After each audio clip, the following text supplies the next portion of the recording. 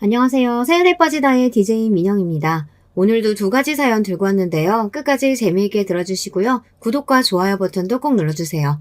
그럼 오늘의 사연 바로 시작해 볼게요. 안녕하세요. 여러분께 저의 사연을 소개할 기회를 얻게 되어 기쁜 마음입니다. 어느 골목길 한 학생을 두고 여럿이 달려들어 괴롭히는 장면을 목격하신다면 여러분은 어떻게 하실 건가요? 그냥 두고 가시는 분도 있고 경찰에 신고하거나 피해자를 도와주는 분도 있겠죠. 어떻게 대처하든지 누구나 그런 짓은 하면 안 된다는 것을 우리 모두 알고 있습니다.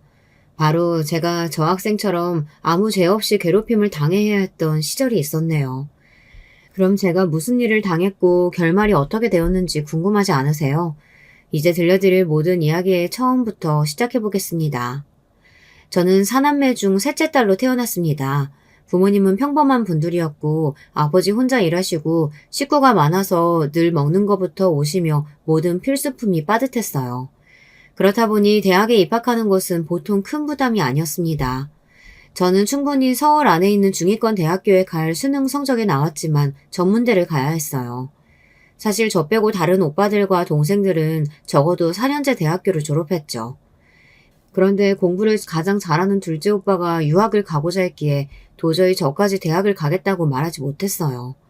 부모님이 힘들어하실 게 눈에 뻔했기 때문에 전 고민 끝에 전문대에 전액 장학금을 받는 조건으로 입학하게 되었죠. 그렇지만 저는 제 학벌 때문에 발목 잡혀서 능력을 펼치지 못하는 그런 사람이 아니었습니다. 그만큼 더 극복하고 열심히 해서 전문 자격증을 취득하고 두 번의 이직 끝에 좋은 회사에 다니게 되었어요. 연봉도 높고 안정적인 회사에 다니면서 제 학벌에 대한 어떤 부끄러움도 없었죠. 오히려 그런 단점을 제 능력과 노력으로 극복한 것이 자랑스러웠어요. 그리고 제 입으로 말하기 좀 무안하지만 제 얼굴이 예쁜 편이었습니다. 따라다니는 남자들도 꽤 있었고 지금의 남편도 그렇게 따라다닌 남자 중 한 명이었죠. 지하철에서 어떤 남자가 뒤쫓아와서 저에게 급히 핸드폰을 빌려달라는 거예요. 무슨 일인지 모르겠지만 초면인 남자에게 그럴 수는 없어요.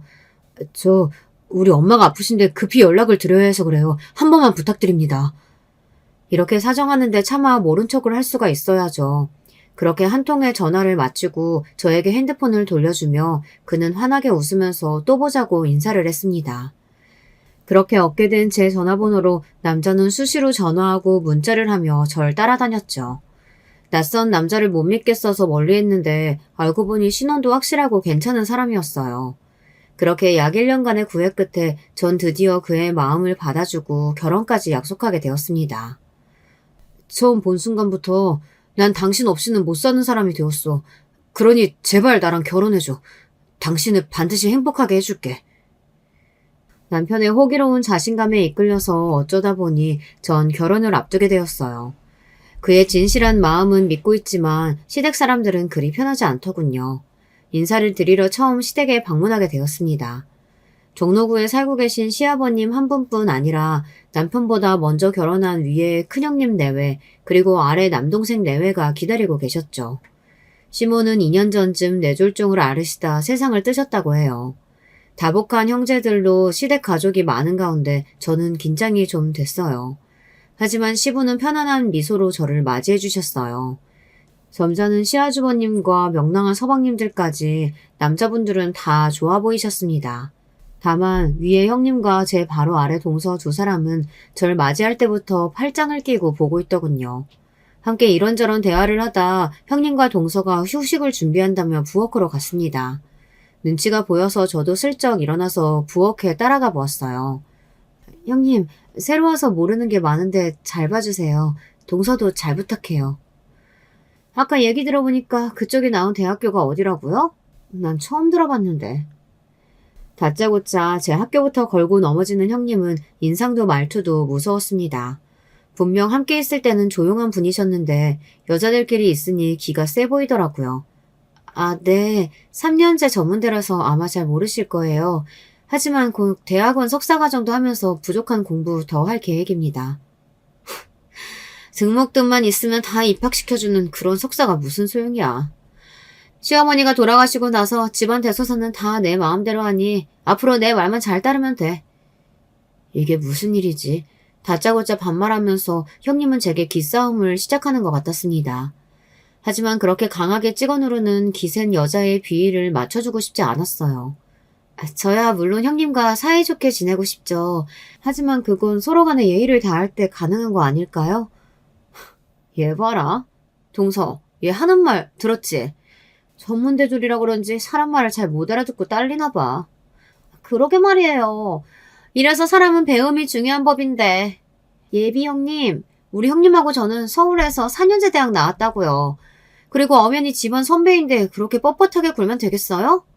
아, 그럼 동서랑 형님은 어디 서울대 연고대라도 나오셨나요? 두 여자는 아무 말도 하지 못했습니다. 이미 예비 신랑에게서 들어서 알고 있거든요. 둘의 출신 대학은 건국대랑 명지대라던가 그랬어요. 어쨌든 대놓고 학벌을 내세울 정도의 수준은 아니었기에 그들은 참 기가 찼습니다. 형님과 동서와 첫 대면은 좋지 않았지만 그래도 앞으로 사이좋게 풀어나가면 될 거라는 제 생각은 착각에 불과했습니다. 결혼하고 난 뒤 그들은 못된 시어머니보다 더 저를 괴롭혔거든요. 형님과 동서는 자기들끼리 똘똘 뭉쳐서 텃세를 심하게 부렸어요. 제 말은 듣는 둥 마는 둥 무시하기 일쑤였고 여학교에서 패거를 지어 몰려다니면서 한 명을 괴롭히는 딱 그런 애들처럼 굴었어요. 그런데 요즘 고졸이나 전문대 출신도 있나요? 우리 집도 그렇고 친정 쪽에도 모두 4년제 졸업한 사람들 뿐이에요. 바로 둘째 형님만 빼고 말이죠. 거기에 대고 뭐라고 해봤자 열등감이라 비웃을 것 같아 저는 아무 말도 안 했어요. 이렇게 모였다 하면 제 학력 이야기를 들먹이면서 저를 열받게 하는 게 늘 있었죠. 그런데요, 이때의 괴롭힘은 유치한 따돌림에 불과했습니다. 우리 부부의 경제적 수준이 높아지자 저를 대놓고 혐오하고 괴롭히는 수준도 높아졌어요. 저는 미혼 때부터 다니던 직장을 아들 낳고 키우는 지금까지 다니고 있고요. 경력이 오래되어서 연봉도 꽤 높은 편이에요. 회사가 안정적이라 비교적 정년까지 바라볼 수 있으니 그만둘 일은 없을 것 같아요. 그런데 형님은 결혼과 동시에 다니던 작은 회사를 관두고 전업주부로 있었어요. 딸 하나가 있었는데 애 학원비가 부족하다면서 식당에서 일하고 있답니다. 그것도 창피한지 비밀로 쉬쉬하다가 아주버님의 말실수로 알게 된 게 그리 오래되지 않았죠. 형님은 자존심이 상한지 우리 앞에서는 나 일하는 거? 내가 사고 싶은 반지가 있어서 아르바이트 삼아서 하는 일이야. 요즘 능력 있는 여자들이 집에서 노는 건 난 반대라고. 그 잘난 4년대 대학을 졸업해놓고 겨우 식당에서 일하는 건지. 식당에서 일하는 분들을 무시하는 게 아니라 저를 학벌로 무시하는 사람이 그러고 있으니 이런 생각이 들더라니까요. 동서도 형님처럼 전업주부니까 두 집 다 살림살이가 좀 팍팍한 느낌이에요. 그래서 결혼하고 지금까지 우리 부부는 맞벌이 한다는 이유로 시댁에 돈이 필요한 일은 죄 우리 몫으로 미루는 분위기입니다. 제사 때나 명절날 장 보는 돈은 전부 우리가 부담하고 시부가 병원 가서 검사비 등 목돈이 필요하면 저희가 드렸어요. 시부는 부동산을 좀 가진 자산가이긴 하지만 그래도 자식에게 이런 돈을 받고자 원하시는 편이라 상황이 그렇게 되어버렸네요. 사정은 답답하지만 그나마 좀 더 여유 있는 우리가 하는 것은 억울하지 않습니다. 그렇지만 그렇게 책임을 다하면 인정해주고 대우도 해주면 뭐라고 하겠나요. 오히려 우리가 집을 사고 연봉이 오를수록 점점 동서와 형님의 시기 질투가 심해지니 문제죠. 그들의 자격지심은 애들 용돈 문제에서 터지기 시작했습니다. 시집와서 초반에 형님네 딸 서연이는 어린아이여서 제가 자주 장난감을 사줬어요. 그리고 명절 때 시댁에서 보면 구정이든 추석이든 만날 때마다 용돈을 줬거든요. 형님은 얄밉지만 조카는 예쁘고 제가 워낙 아이들을 좋아했거든요. 그런데 막상 제 아들이 태어나고서 아주버님네 서방님네 그 누구도 우리만큼 챙겨주지 않았습니다. 서방님네야 아이가 없으니 생각이 짧을 수 있어요.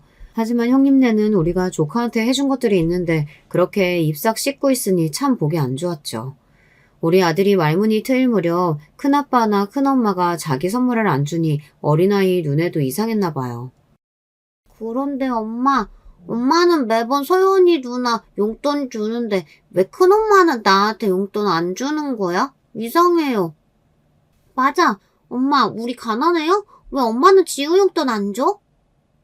그 말에 형님은 뚜껑이 열려서 우리 아들을 한번 째려보고 자기 딸 서연이 엉덩이를 맴매하며 다른 방으로 데려갔습니다. 방에서 서연이가 우는 소리가 들리고 형님의 고성이 오가며 괜스레 분위기가 험악해졌어요. 그 광경을 본 아들이 무서워하니 제가 달래주고 있는데 방에서 나온 형님의 화살이 저를 향했습니다. 동서가 돈 좀 벌었다고 유세 떠니까 애들 눈에도 티가 나는 거지. 주더라도 몰래 주던가 아니면 똑같이 안 주면 될 것을 지금 우리 앞에서 돈 자랑하는 거야? 여기에 근처에 있던 동서도 평소 쌓인 게 있었는지 거들었어요. 맞아요. 나도 둘째 형님한테 진짜 불만 많아요. 아버님 생신 때나 어버이날에도 가볍게 선물이나 드리면 되지. 꼭 혼자 잘 보이고 싶어서 두둑한 돈 봉투 드리면서 우쭐해하는 꼴이란. 진짜 고가워서 말이에요. 우리가 내복이나 참치 선물 세트 드리면서 아버님 앞에서 모양새가 어떻겠는지 그런 생각 못하냐고요. 이렇게 반말을 섞어가며 거의 이성을 잃고 막말을 하더라고요. 저는 너무 어이가 없어서 가만히 있었는데 같이 듣고 있던 남편이 동서한테 한마디 했습니다. 평소에도 동서가 손윗사람인 저한테 너무 막대한다면서 계속 벼르고 있던 참이었거든요. 세수씨, 말이 짧네. 나이로 보나 뭐로 보나 손이인데 아내 무시하는 겁니까? 위아래 없이 그렇게 막말하는 그런 콩가루 집안인 줄 아세요, 우리 집안이? 지유 아빠, 말 웃기게 하네. 먼저 위아래 모르고 군 건 바로 그쪽 마누라야.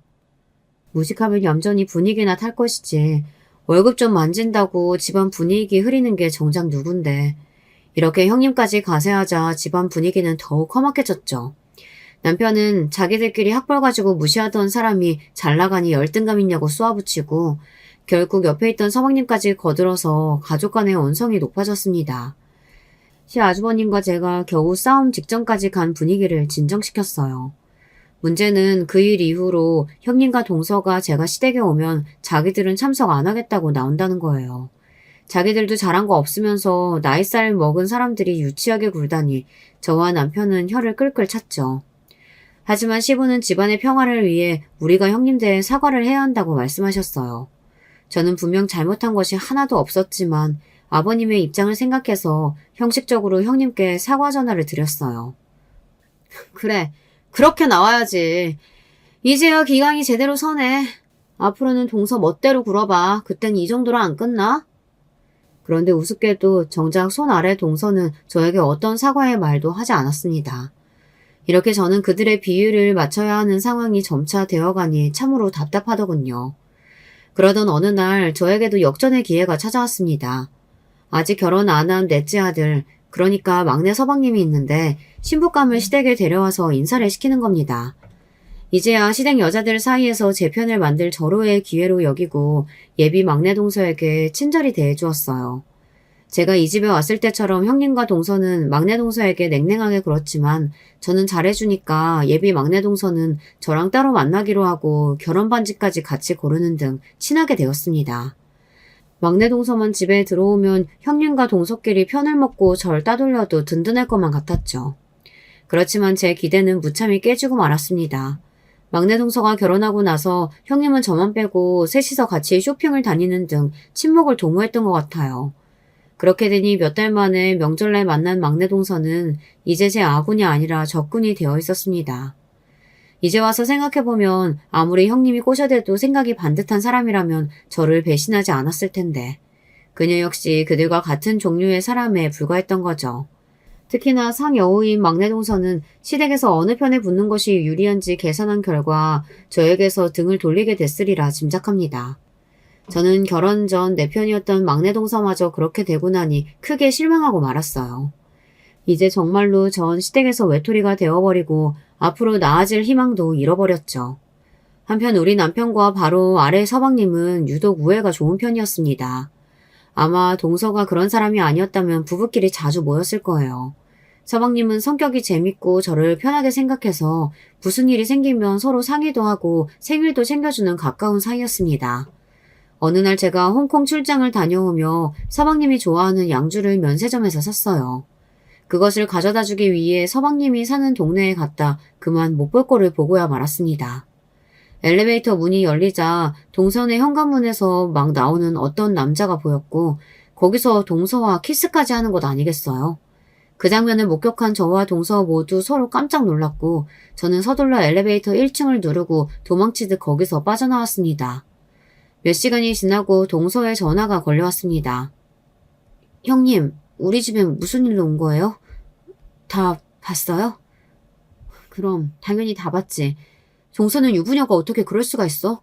그 남자 도대체 누구야? 아이씨, 하필이면 둘째 형님한테 들켰네. 우리 동네 단골 카페 사장이에요. 어쩌다 보니 외로운 사이끼리 가끔 정 나누는 것일 뿐 별스러운 사이는 아니에요. 뭐? 별스러워? 서방님도 그렇게 생각할까? 내가 본 것만 얘기해도 만약 형님이 내 남편한테 그 일 이야기하면 가만 안 둘 거야. 내가 못할 것 같아? 뭐 묻은 놈이 성낸다고 동서는 도리어 저에게 화를 내며 협박했습니다. 동서가 지금 나를 협박하는 거니? 고민 좀 해보고 내가 알아서 정할 거야. 동서는 조용히 입을 다무는 것이 좋을 거라며 끝까지 험악하게 나왔습니다. 하지만 저도 막상 서방님에게 그 일을 이야기하는 것이 고민되었어요. 그래서 남편에게 이 일을 이야기하고 같이 상의해 보았죠. 남편은 동생 성격상 앞뒤 생각 없이 이혼부터 할 거라며 섣불리 얘기하기보다는 좀 더 지켜보자고 그 관계를 끝낸다면 비밀로 하자고 했어요. 저도 남편의 말에 일리가 있다고 생각하고 일단은 함구하기로 했습니다. 그렇지만 그런 저의 마음을 모르는지 아래 동서는 그 일 이후로 더 저를 싫어했습니다.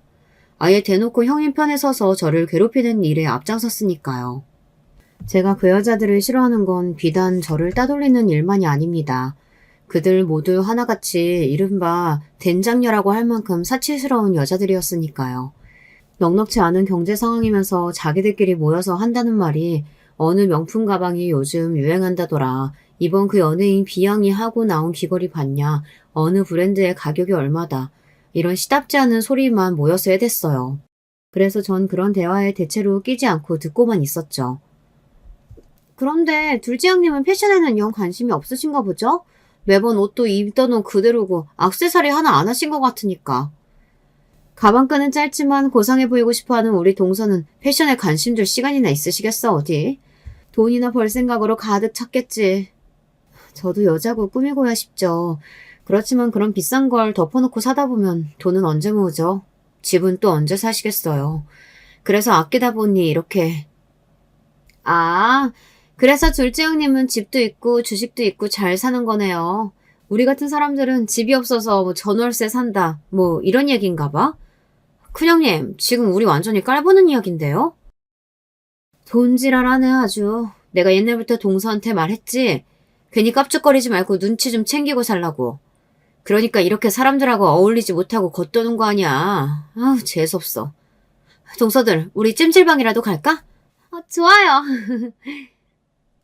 저도 여자예요. 예쁜 옷 좋아하고 미혼 때는 예쁘게 잘 꾸미고 다니면서 문 남성들을 설레게 했던 그런 잘 나가는 시절이 있었죠. 하지만 우리 힘으로 집도 사고 애도 가르치고 하려면 아끼는 수밖에 더 있나요? 그리 고생하고 아낀 돈으로 시부 챙겨드리고 조카들 용돈이며 다 선물해준 건데 그런 저를 찌질한 여자 취급하고 비아냥거리니 제 가슴은 피멍이 들어갔습니다. 학교폭력 당한 아이들이 학교 가기 싫은 그 심정처럼 저 역시 시댁의 발길을 끊고 그 여자들을 피해 숨어 지내고 싶어졌어요. 그러니까 남편은 그런 제가 이상해 보였나 봐요. 당신 이번 저녁 모임에도 빠지면 아버지가 크게 실망하실 거야. 왜 그러는 거야? 당신답지 않게 갈수록 집안일에 신경도 안 쓰고 조카들도 요즘 잘 안 챙기더라. 저는 제 속을 몰라주는 남편이 야속하기만 했습니다. 시시콜콜 남자들에게 말해봐야 뭐 어디 아나요. 여자들의 그 눈치 싸움을 둔한 남자들은 이해하지 못할 테니 남편에게 하소연도 하지 못하고 혼자 끙끙 앓기만 했죠. 아직도 형수님이 무서워서 그래? 함께한 세월이 벌써 9년은 지났는데 이제 당신도 좀 익숙해져봐. 집안 형제 간 우애가 깨지지 않으려면 안사람들 역할이 중요한 거잖아.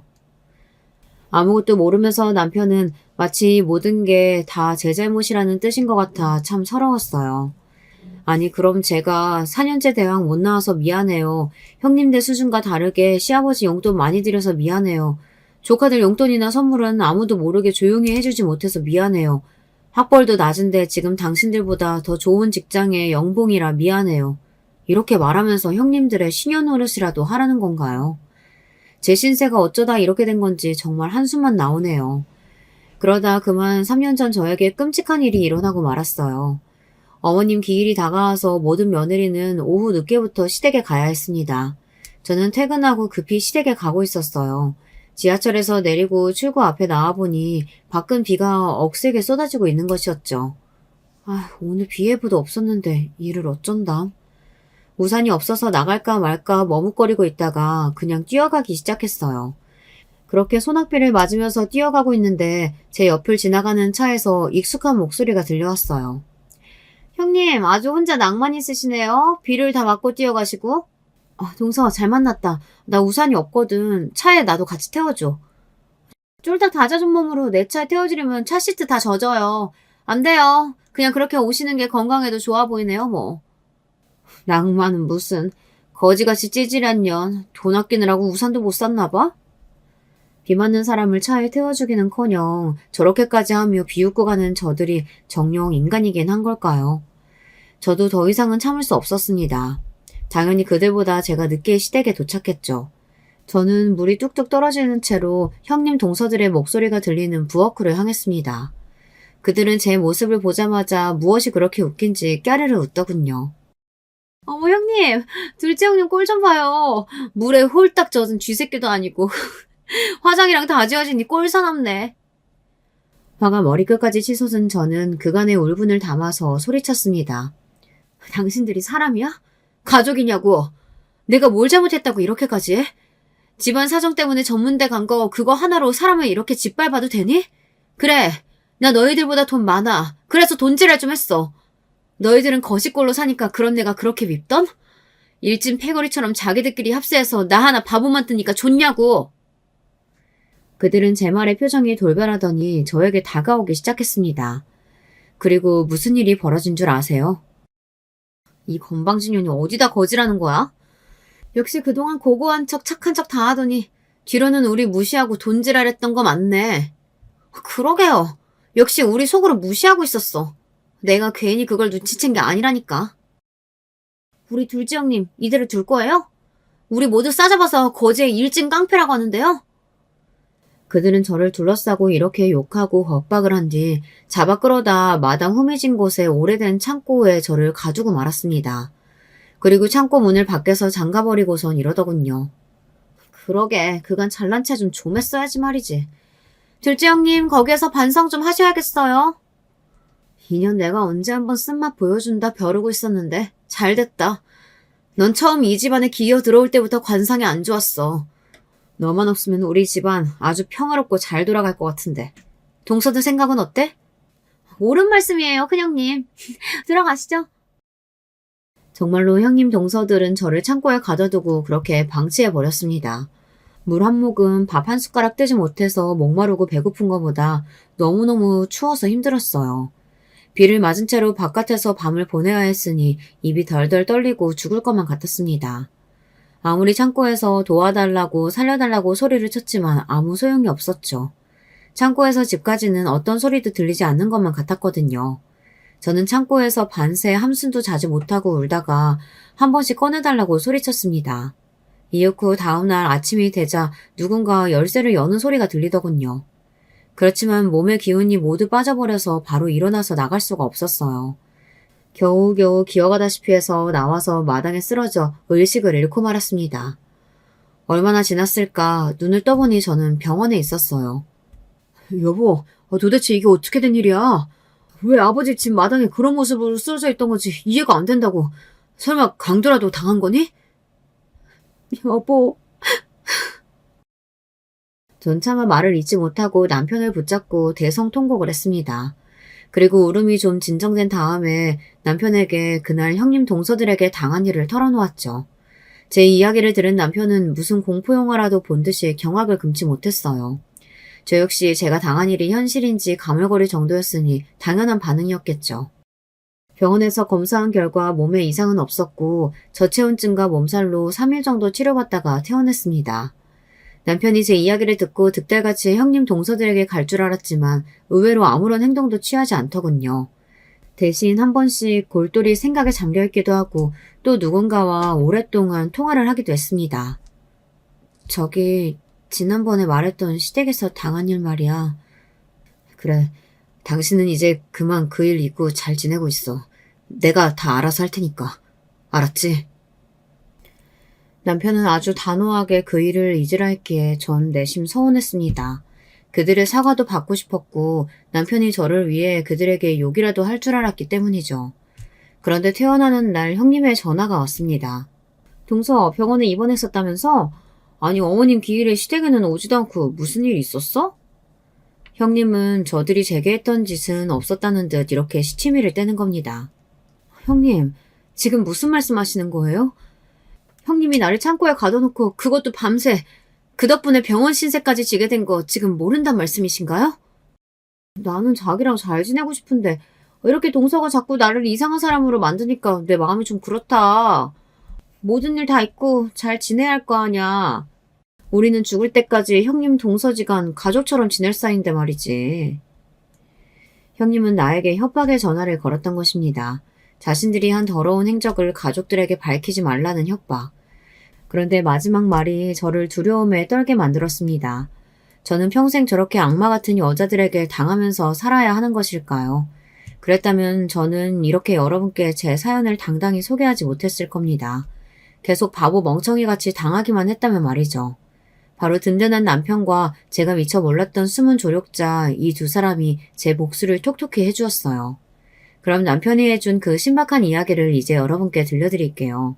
남편은 형님 동서들에게 연락해서 요즘 아내가 이상해져서 상의 드릴 일이 있다고 불러모았답니다. 그것도 허세스러운 여자들이 좋아할 만한 청담동 한 술집에서요. 역시나 그들은 강남의 화려한 인테리어를 자랑하는 술집에 들어서자마자 눈이 휘둥그레지고 자기들이 뭐라도 됐냥 사진 찍고 무척 좋아했다더군요. 남편은 그들의 비위를 맞춰주고자 비싼 양주를 시켜서 취하도록 먹이고 나서 이런 이야기를 털어놓기 시작했습니다. 아, 형수님, 그리고 재수씨, 요즘 저 미치겠어요. 진짜 이혼하고 싶어 죽겠다고요. 아내가 실성한 사람처럼 이상한 소리만 늘어놓고 지난번 어머님 기일에도 연락도 절로 갖추라고 말이죠. 이 여자 바람이라도 난 거 아닐까요? 남편은 아무것도 모르는 척 그들을 떠보니 처음에는 남편이 불려서 경계하던 그들은 이내 안심하고 떠들어댔습니다. 하긴 둘째 형님이 지난번부터 좀 이상하긴 했어요. 난 그냥 여자의 촉이라서 혼자 넘어갔었는데 다른 분들은 어땠어요? 맞아. 나도 둘째 형님한테 남자가 생긴 거 아닌가 눈치채고 있었지. 서방님, 내가 이런 말씀 안 드리려고 했는데 서방님께서 우리 믿고 이렇게 좋은 자리까지 마련해 주셨으니 특별한 비밀 얘기 하나 해드릴게요. 비릿한 웃음을 짓고 형님은 남편에게 잊지도 않은 제 불륜 사실을 사실인 양 이야기했다네요. 그리고 그 불륜 이야기는 사실 첫째 동서의 것이었어요. 이미 저는 남편에게만 첫째 동서의 불륜 장면을 목격했던 이야기를 했던 터라 남편은 속으로 비웃었다고 합니다. 하지만 그들의 말을 믿는 척 연기하기 시작했죠. 이 못된 년, 나를 두고 그런 짓이나 하고 다니다니. 못 살겠어. 형수님, 나 그 여자에게 복수하고 싶어요.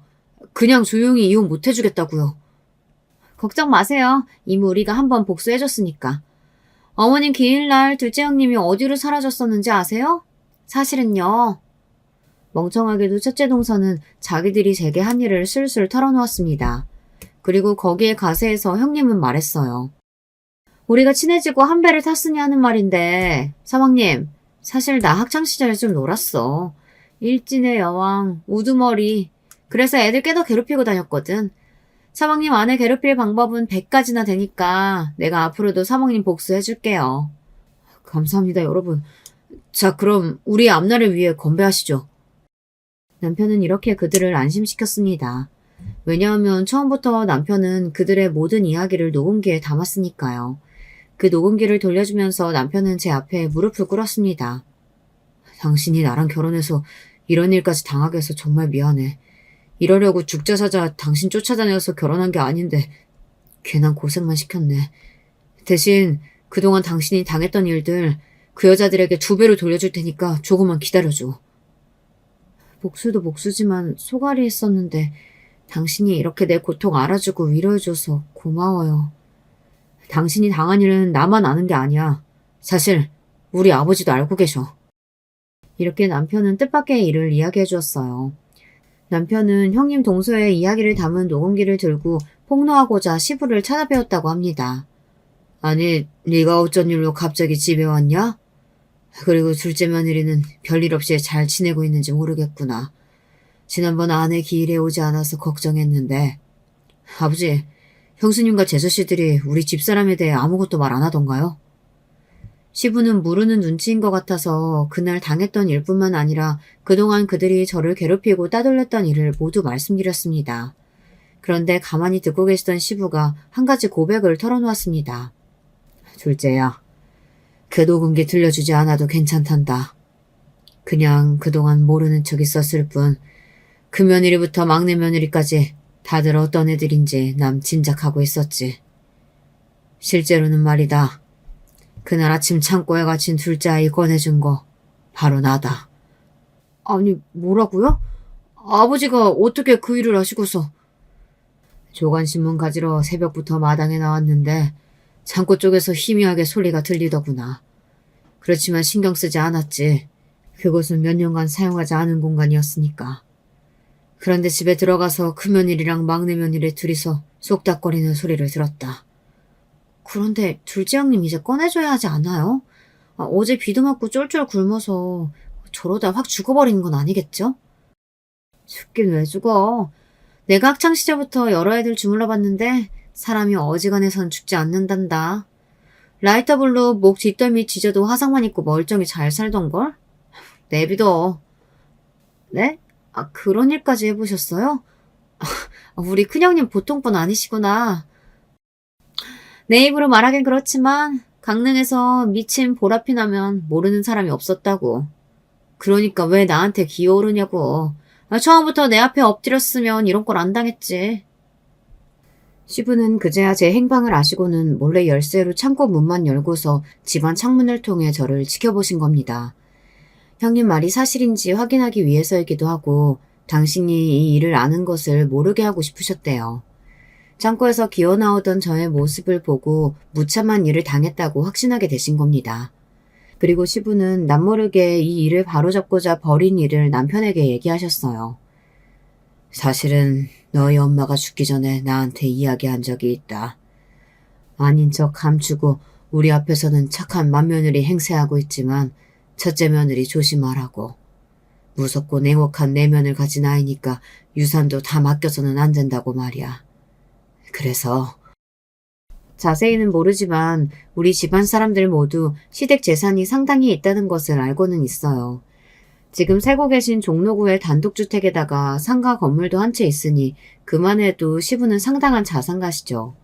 그리고 그분은 모든 재산을 바로 우리 남편과 저 그리고 제 아들까지 3명에게만 증여해주겠다고 하셨습니다.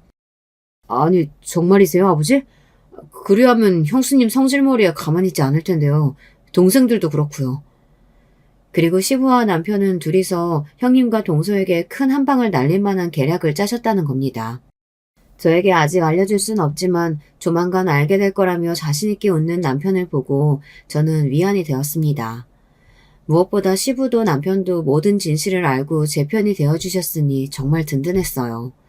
한 달쯤 지나고 시부의 부르심으로 우리 가족을 비롯한 모든 자식 손자들이 시댁에 모였습니다.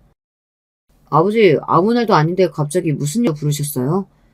그래, 모두 모인 거 맞지? 내 나이가 이제 75이고 요즘 들어 건강이 영 좋지 않구나. 허리 때문에 병원에 가야 한다 했거늘 큰며느리는 뭐가 그렇게 바쁜지 와보지도 않더라. 그건요, 제가 우리 서연이네 반 학부모회장을 맡아서. 뭐 너한테 뭐라고 하는 건 아니고 너희가 맞으라고 해서 나를 딱히 신경 쓰고 있지 않다는 뜻이다. 내가 더 나이 먹고 치매 오기 전에 너희가 아주 궁금해할 그 유산에 대한 발표를 하려고 이렇게 불렀다.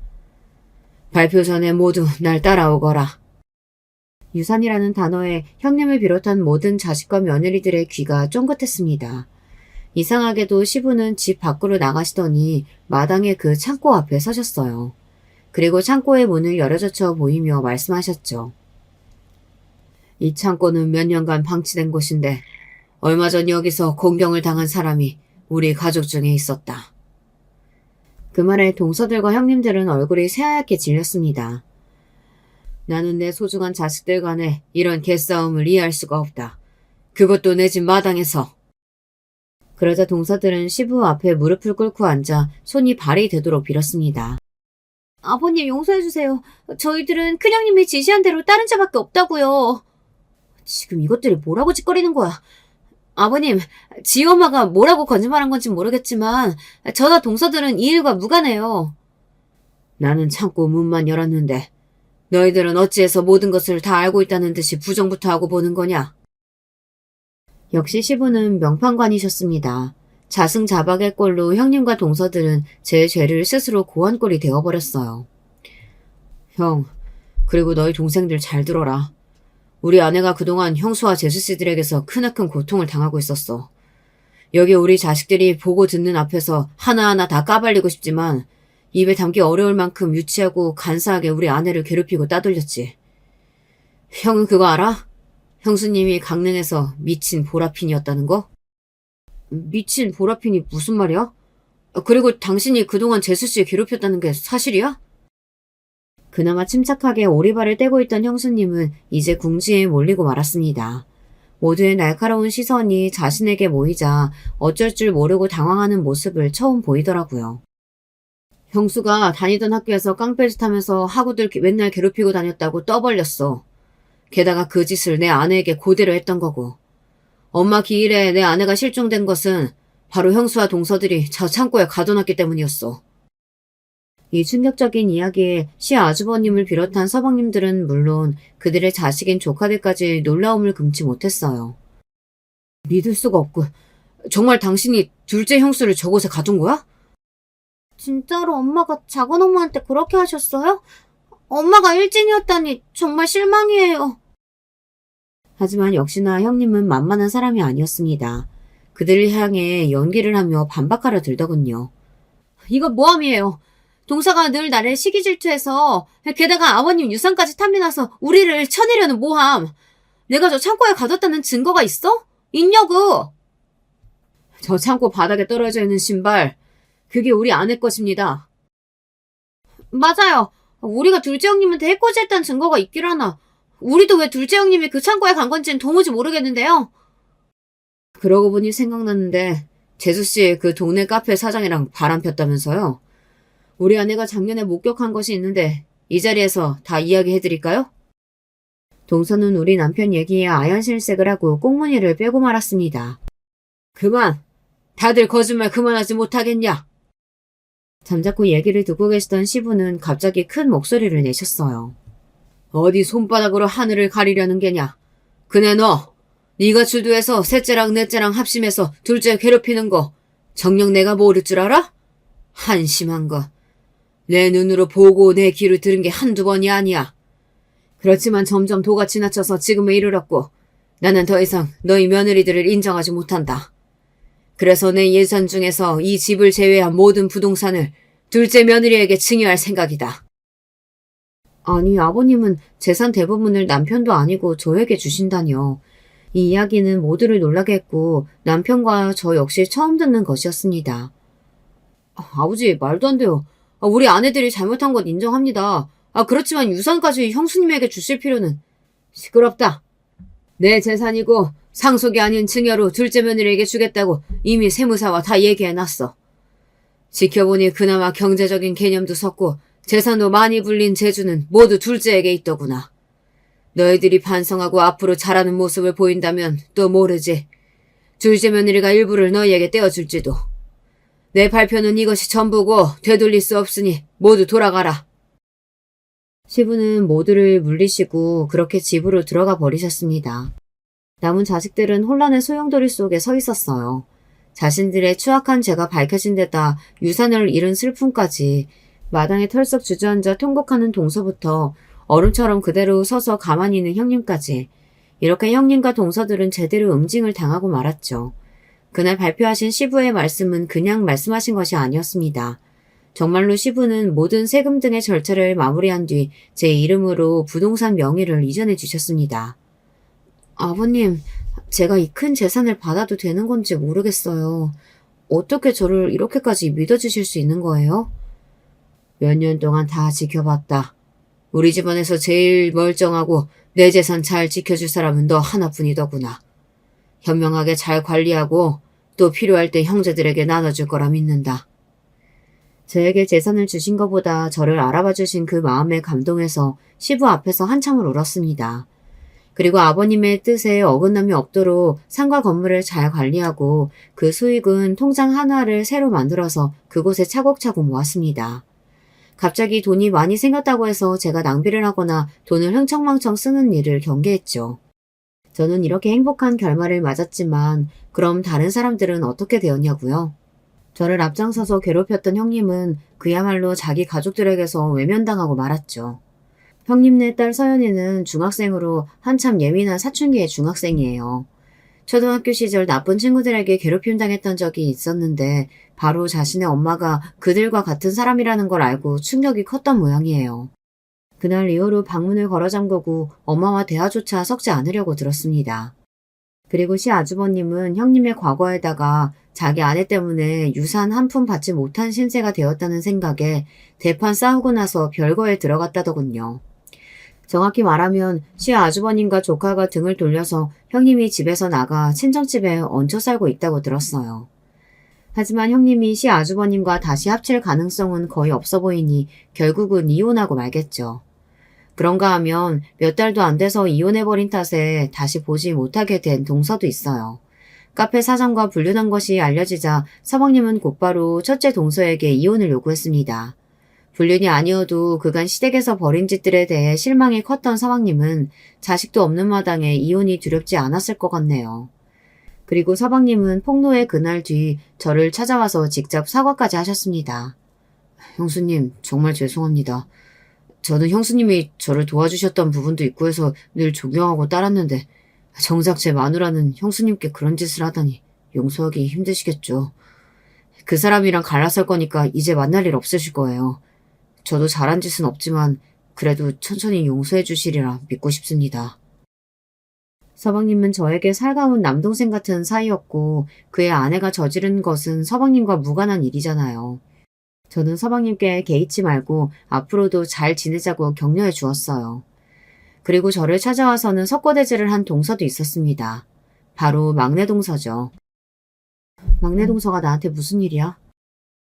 형님, 제가 이렇게 바닥에서 100번, 아니 1000번이라도 절 올릴게요. 저 좀 살려주세요. 남편도 형들처럼 저랑 갈라서고 싶다고 해요. 우리 애가 이제 겨우 3살인데 어떻게 헤어지겠어요. 남편이랑 매일 부부싸움도 하고 난리도 아니에요. 지난번에는 저 뺨까지 칠 뻔했다니까요. 동서가 한 짓이 오죽하면 착한 막내 서방님이 그러겠어. 겨우 뺨 갖고 이 난리야? 날 밤새 창고에 가둬둔 동서의 얼굴이 난 아직도 잊혀지지가 않아. 그러니까요. 제가 잘못했어요. 그래도 우리는 좋았던 시절이 있었지 않아요? 저 결혼하기 전에 형님이랑 따로 얼굴도 보고 결혼 반지도 직접 골라주셨잖아요. 그랬던 사이로 우리 다시 돌아가봐요. 저 앞으로 잘할게요. 글쎄, 나도 동서가 들어와서 내 편이 되어주길 바랬던 적도 있었지. 그래서 그들에게 돌아선 동서에게 더 서운했던 것 같아. 아직 나한테 용서를 바라진 마. 이제 그만 가. 저는 매몰차게 막내 동서를 내보냈습니다. 그녀는 큰형님부터 셋째까지 가정이 파탄난 것을 보니 무서웠던 게죠. 막내 동서는 지금까지 저에게 문자와 전화로 용서를 빌고 있습니다. 여러분, 과연 저는 하나 남은 막내 동서를 용서해야 할까요? 가끔은 저 하나로 인해 남편의 형제들 모든 부부가 사이가 깨진 것 같아서 죄송스러운 마음이 들더라고요. 그래서 막내만은 잘 지냈으면 하는 바람도 있습니다. 그렇지만 솔직히 아직 용서가 안 되는 것도 사실이에요.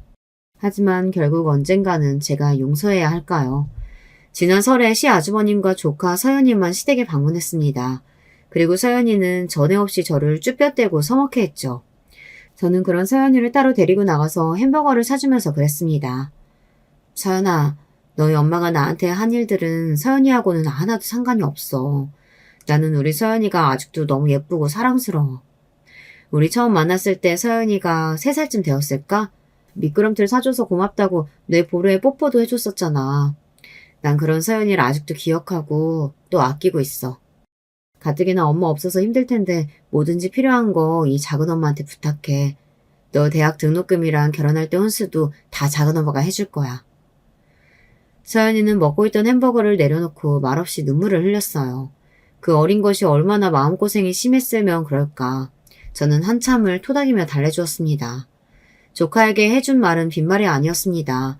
실제로 시부가 물려주신 부동산에서 나오는 임대료를 관리한 돈으로 나중에 우리 조카들 대학 등록금이나 큰일 앞두고 필요한 때마다 목돈을 줄 계획이에요. 그리고 이 계획을 말씀드리자 시부는 감탄하며 저에게 잘 부탁한다고 말씀하셨어요. 이번 일을 겪으면서 남편은 더욱 저를 신뢰하고 우리 가족 사이가 돈독해졌습니다. 엄마, 바보같이 그런 일 참지 말라고요. 내가 태권도 유단자인데 앞으로 누가 괴롭히면 아들한테 제일 먼저 일러요? 이렇게 말하는 든든하게 자란 아들도 있으니까요. 저는 세상 부러울 것 없는 행복한 여자입니다. 아무리 부조리함이 판치는 세상이지만 권성징악이 살아 숨쉬고 있었어요. 제가 그 산 증인 아니겠습니까? 그러니까 여러분 주위에도 아무 이유 없이 사람을 괴롭히는 악인들은 꼭 언젠간 더 큰 벌을 받을 거라고 믿어주세요. 아직 막내 동서를 용서해야 할지 판단이 안 서기는 했지만 그래도 좋은 결말로 잘 끝나겠죠. 이제 제가 준비한 이야기는 끝이 났습니다. 잘 들어주신 구독자 여러분께 감사드려요. 무탈하고 행복한 하루 되시길 바랍니다. 안녕히 계세요. 저는 이혼 가정에서 자라났어요. 친정 아빠가 바람을 피우셨는데 친정 엄마는 그걸 용서하지 못하셨을 뿐더러 심지어 맞바람을 피우셨어요. 가정의 파탄이었죠. 그런데 그 고통을 지나온 제가 어째서 바람을 피우는 남편과 만나게 되었는지 정말 미치고 환장할 노릇이었습니다.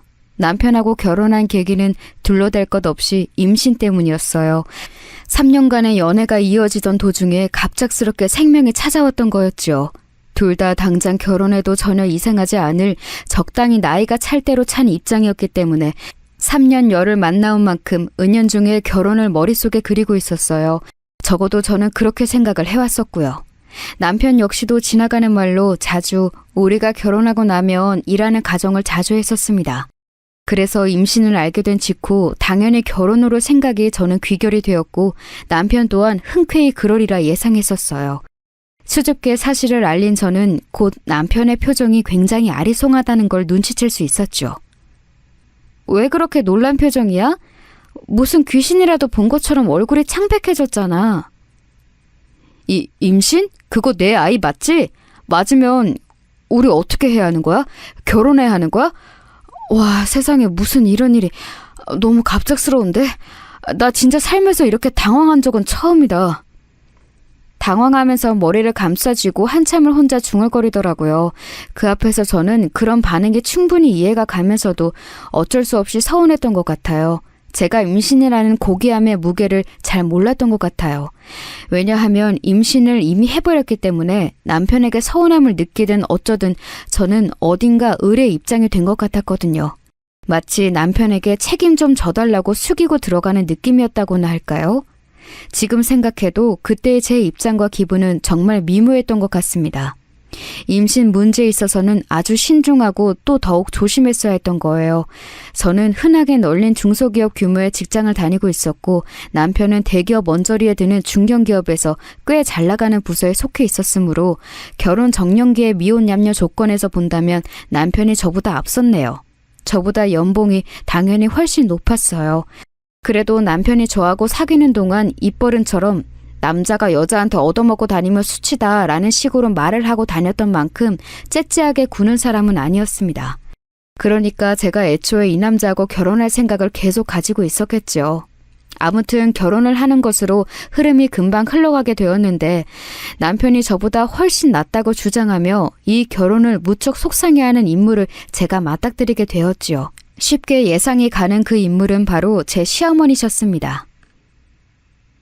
우리 귀한 아들, 태어났을 때부터 얼굴에 명석함이 보여서 이름도 명석이라고 이름을 지은 우리 집안의 귀한 장남. 아직 제대로 선자리 한 번을 물색한 적이 없건만 내가 느림보처럼 군 게 패착이었구나. 내가 민기적거리는 사이에 이런 대형 사고가 터질 줄이야. 우리 명석이를 고작 너 같은 수준에게 내어준다는 게 지금 이게 당최 말이나 되는 얘기니? 많이 놀라셨을 그 심정 저도 이해합니다. 죄송하고 민망한 심정이에요. 이왕 이렇게 된 것 제가 정말 앞으로 잘하겠습니다. 부디 노여움 푸세요. 얘 봐라. 말 한번 번지르르하게 잘하네. 공손하고 차분한 척 구는 꼴이 청순 가련한 것에 사족을 못 쓰는 생각에 1차원적인 혈기왕성한 남자들 꼬여내려고 작정하면서 수를 쓰는 모양새야. 각종 인생 풍파를 다 지나온 내 눈은 못 속여. 내가 이런 거 잡아내기로는 고수도 아니고 도사인 사람이야. 시어머니께서는 눈을 희번덕거리시는데 왠지 그걸 보는 것만으로도 오금이 저려서 저는 고개를 떨구었습니다. 정식으로 제 소개를 드리고 인사드리러 간 자리였는데 왠지 초장부터 저를 노려보시는 게 심상치 않더니만 남편이 잠깐 자리를 비운 사이에 저에게 오만 비난을 다 퍼부으시더라고요. 저는 원래 진지한 연애는 할 생각이 없었는데 어린 저를 여러 차례에 걸쳐 꼬드겨갠 장본인이 남편이었어요. 먼저 만나자고 한 쪽도 매달린 쪽도 남편이었건만 그래서 약간 억울했네요. 시어머니께서는 제가 이혼 가정의 자식이라는 것, 모친이 몹시 편찮으시다는 것, 부친은 거의 연락 두절인 정도로 사이가 멀다는 것, 이런 조건들도 무척 마음에 안 들어 하셨습니다. 하나를 보면 열을 아는 법이라지? 그딴 집안에서 나고 자랐는데 어디 상대가 정상이겠어? 혼전 임신이라는 괘씸한 짓거리를 벌인 것만 해도 얼마나 계획적이고 얄미운지. 이런 식으로 우리 귀한 아들을 채가다니. 생긴 게 미스 코리아인 것도 아니고 집이 잘 사는 것도 아니고 하다못해 가난해도 화목한 가정이기를 해. 뭐를 해? 내가 고작 이런 며느리를 맞이할 줄 알았다면 이날 이때까지 살아있지도 않았을 거야. 그때 자리로 돌아온 남편이 깜짝 놀라면서 자기 엄마와 저를 번갈아 쳐다보더라고요. 제가 티 안 나도록 작게 한숨을 쉬고 말았는데 남편은 그에 맞춰 더욱 큰 한숨을 쉬면서 저를 두둔하였습니다. 진짜 엄마, 제가 잠깐 자리를 비운 사이에 대체 왜 이렇게 언성을 높이고 계세요? 이 사람 지금 임신 상태예요. 그렇게 소리 크게 내시면 뱃속 아기한테도 안 좋은 영향이 갈 수도 있다고요. 명서가, 내가 너무 속이 상해서 그랬다. 정말 괜찮은 아가씨하고 너를 붙여주고 싶었는데 상황이 왜 이렇게 된 건지 나는 정말 아무리 생각해도 속이 갑갑해서 미칠 것 같아. 그러길래 내가 뭐라고 그랬어? 여자는 아무나 만나는 게 아니고 늘 조심하고 신중해야 된다고 그랬잖아. 내 말 안 듣고 몰래 이런 연애질이라 하니까 대형 사고가 나는 거야. 이미 이렇게 된 걸 뭐 어떡하겠어요. 이제 잘 사는 수밖에 없죠. 엄마가 저 중학교 때인가 고등학교 때 점집에 가셔서 제 점을 보고 오셨는데 일찍 이세를 볼수록 말년이 평온한 사주라 들었다고 그러셨지 않았어요? 차라리 잘 됐다고 생각할래요. 정확히는 그냥 이세가 아니라 아들이라고 하기는 했었지. 네가 아들을 일찍 보면 말년이 편해질 거라고. 아휴, 까마득히 잊고 있었던 그딴 점쟁이 말이나 떠올리면서 약간의 위안이라도 삼아야 한다니. 세상에 이게 웬일이라니? 시어머니께서는 가슴을 치시며 한탄하셨지만 남편의 말 맞다나 이미 이렇게 된 상황이었으므로 별 뾰족한 수도 없으셨던 것 같네요. 처음 정식으로 인사를 드렸던 그날 이후로는 저를 향해 대놓고 적대심을 표출하지는 않으셨습니다. 저를 보면 머리가 아프시다는 듯 인상을 좀 쓰시긴 했어도 그뿐이었죠. 빠르게 진행된 결혼, 신혼살림 차리는 것도 다 신경을 써주셨어요. 저희 부부는 아주 조용히 자그마한 규모의 결혼식을 서둘러 올렸더랬죠. 다만 한 가지, 시어머니께서는 저에게 태어날 아기에 대한 압박은 몇 번 주셨습니다. 설마 네가 딸을 낳을 작정은 아니겠지? 그렇다면 정말 하등 도움이 안 되는 거니까 행여나 딸 낳을 생각은 하지도 마라. 아직 아기 성별을 알지 못해서 뭐라고 대답을 해드려야 할지 모르겠는데 어머님 죄송하지만 딸이라도 어쩔 수 없다고 생각합니다. 그래도 소중한 생명인 건 변함이 없으니까요. 반드시 아들을 낳겠다고 해야지. 너는 말로나마 그런 다짐 한번 못하니? 그런 나태한 정신머리로 사니까 인생을 보람되게 살지 못하고 남자 하나 물어서 시집이나 잘 갈 생각이 나고 자빠졌고 혼전 임신이나 덜컥한 건 아니야? 아이고, 나 또 머리 아파서 골병이 막 들라 그러네. 하여간에 너는 딸을 낳으면 네 쓸모는 없다는 걸 증명하는 셈이니까 그런 줄은 알고 있어. 저 어머님, 저는 저희 부모님의 아들이 아니라 딸로 태어났다고 해서 억울하거나 힘들거나 한 일이 없었어요. 옛날에 점집에 다녀오셨다는 일로 제가 아들을 낳기를 원하시는 것 같은데 그건 미신일 뿐이라고 생각해요. 그리고 첫째가 아니라 둘째가 아들이 될 수도 있는 거잖아요. 아우, 시끄러워. 너는 아들 낳을 자신 없다는 소리를 왜 그렇게 장황하게 돌려서 하니? 돌려 돌림판이야? 네? 그치만 어머님, 자식의 성별을 결정짓는 건 여자가 아니라 남자예요. 그러니까 제가 딸을 낳든 아들을 낳든 그건 오빠의 영향이라는 거죠. 제가 알고 있던 상식으로 조용히 반박해 드렸을 때 시어머니께서는 입을 쩍 벌리신 채 굳어버리셨죠. 그 이후로는 태어날 아기에 대한 압박을 가하시는 것도 그만두셨어요. 솔직히 밝히자면 저는 딸이든 아들이든 정말로 상관이 없었습니다. 그러나 굳이 하나를 골라야 한다면 제 첫 출산의 산물이 아들이기를 바라기는 했었어요. 상황이 그러한데 제가 어떻게 아무런 심리적 압박이 없었겠나요? 왠지 눈치가 보였죠. 저는 어렸을 때부터 품었던 바람 중 하나가 훗날 결혼해서 가정을 꾸리게 된다면 정말 화목하고 행복하게 복작복작 거리면서 사는 그림을 실현하는 것이었어요. 그런 것에 대한 동경이 있었지요. 남편과 비록 불타오르는 애정을 주고받으며 만나온 관계는 아니었고 만날수록 생기는 편안함이라든지 익숙함이라든지 이런 게 좋아서 연애를 이어온 게 확실히 더 컸던 것 같지만 기본적으로 믿음이 있었어요. 결혼하게 될 수도 있는 상대이고 그렇게 되면 잘 살 것 같다고요. 그런데 막상 결혼해서 부부가 되고 나니까 제가 임신을 한 상태임에도 남편의 태도가 제가 막연히 상상해왔던 것과는 달라서 기분이 좀 가라앉았죠. 요란 법석을 떨면서 저를 떠받다 들어주는 건 상상도 안 했지만 그래도 결혼하기 전보다 저에게 애정 표현을 많이 해줄 줄 알았거든요. 제가 남자라는 생물을 잘 몰랐던 것 같습니다. 그런데다가 시어머니께서 저를 영 못마땅해 하시니 제 바람과는 그림이 달랐기에 심적으로 좋지 않았어요. 아들을 낳는다면 저에 대한 호감이나 애정이 더 돌아올 것 같아서 그랬기에 저는 제 뱃속의 생명이 이왕이면 아들이기를 바랐던 듯 싶네요.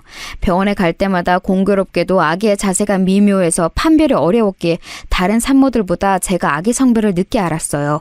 그리고 몹시 당황했다가 이내 마음을 고쳐먹고 세상 누구보다도 이 생명을 위해주겠다는 다짐을 했죠. 여보, 오늘 드디어 우리 아기 성별을 듣고 왔는데 딸이라고 하네? 핑크가 잘 어울릴 것 같다는 말을 들었거든. 뭐? 딸이라고? 우리 엄마가 하도 손녀 말고 손자 타령을 하셔서 그런가. 나도 은연중에 아들이 태어날 거라고 예상했었는데. 딸이라니? 나는 오히려 좋은데? 나도 딸바보 아빠 이런 거 해볼 수 있겠다. 아들 키우는 것보다 딸 키우는 게 더 재미있을 것 같아. 그치? 나도 귀여운 공주님처럼 꾸며주고 이것저것 예쁜 것들도 얼른 사주고 싶어. 엄마하고 딸하고 사이좋게 친구처럼 지내는 거, 나 그런 거 해볼래. 내가 그렇게 살고 싶으니까. 속으로 내심 떨렸는데 남편이 반색을 해줘서 제 마음이 편안해졌습니다. 저는 그때부터 딸이 태어나면 같이 해보고 싶은 것들을 머릿속에 그리며 행복한 상상의 나래를 펼쳐갔죠.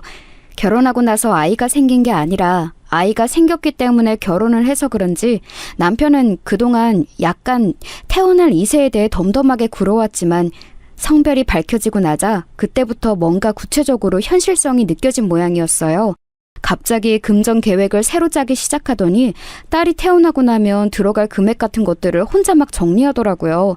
그러면서 회사에서 추가 수당이 떨어지는 업무들도 전혀 마다하지 않고 해내기 시작했고요. 그 모습을 보면서 기분이 고무되었어요. 너무 좋더라고요. 이제야 뭔가 제대로 돌아가는 느낌이었다고나 할까요? 친정 엄마께서 건강이 몹시 안 좋으신 상태였기 때문에 제 바람이 또 있다면 무사히 건강한 아기를 낳아서 친정 엄마께서 돌아가시기 전에 손녀의 모습을 보여드리는 거였습니다. 열심히 태교를 하겠다고 마음을 다지고 있을 때 저와는 다른 마음을 가진 분도 계셨어요. 시어머니께서는 제가 기어이 딸을 낳는다며 무척 마음에 안 들어 하셨습니다.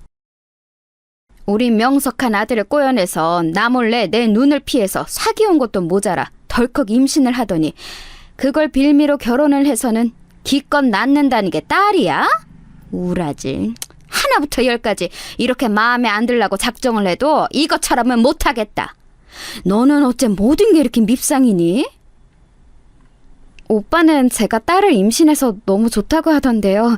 어머님께서도 생각을 달리 해주셨으면 좋겠어요.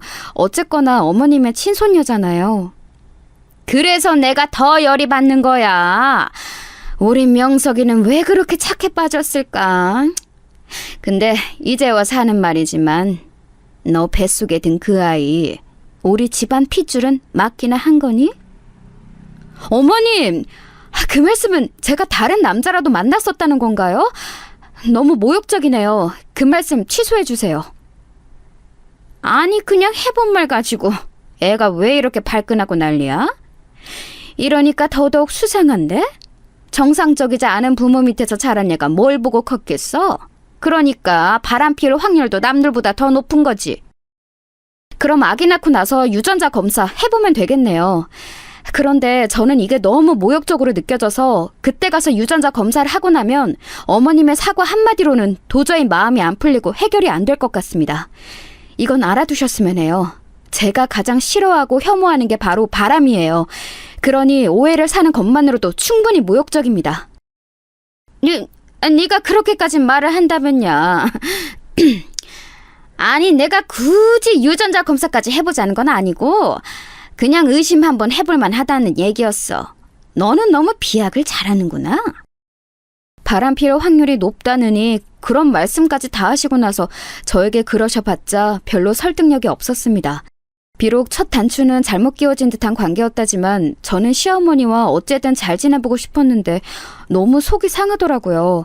그래서 남편에게 이런 걸 다 말했어요.